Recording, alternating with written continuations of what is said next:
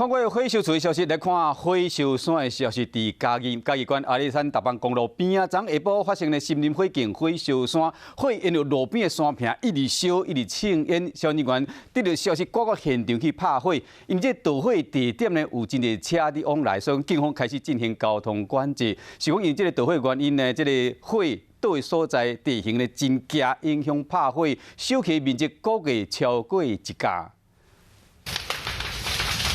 山林内底火烧甲真美，消防人员嘛经有水线拍火。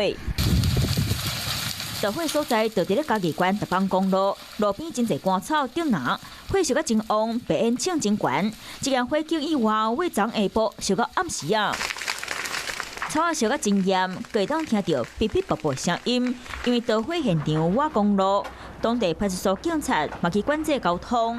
啊，若发生大火所在，这个路真狭。 火嘛烧甲真紧，到几两工，共款也未拍花。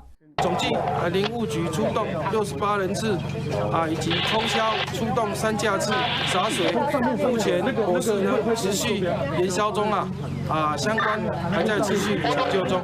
山顶烧久无落雨，加上气温悬，即么怀疑是有人黑白等昏晒才会导火。都没有下雨所以说整个地面非常干。 那个枯枝落叶也很多所以说一旦有一个星星燎原就很快造成一个森林火灾。即马火也未拍花，消防队员就会拍火，去阿里山国家游乐区的民众嘛拢爱加注意，这个路已经封起来。